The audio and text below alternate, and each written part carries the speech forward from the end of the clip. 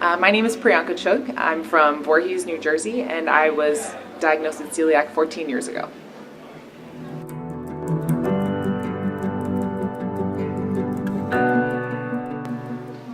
So I was actually diagnosed through family screening. My brother was first diagnosed when he was, I believe, 5 years old, and then our whole family was screened. I was essentially asymptomatic and was found to be positive through family screening, and then went on to have the biopsy and was diagnosed with celiac disease.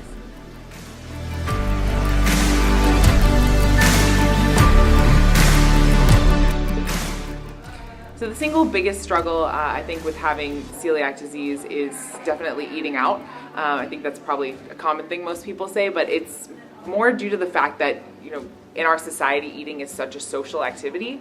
We all go out to eat. That's kind of the way, especially, growing up. I was diagnosed when I was 12 years old. So growing up and going to, middle school, high school, college, so on, going out to eat and participating in social activities has always been a bit of a challenge, especially when you have to be that person who's either not eating or just eating a salad or something like that. It kind of makes for awkward discussion.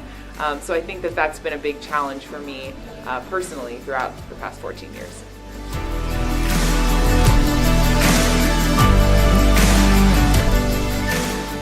Cure for celiac disease would mean freedom for me. I think it would mean, the ability to go wherever I want, do essentially whatever I want, and not be constrained by having to find a safe place to eat. I'm a person who is very into food. I'm a big foodie, and sometimes not being able to go to the restaurants I want to go to, the places I want to, is very limiting and frustrating. So it would be freedom.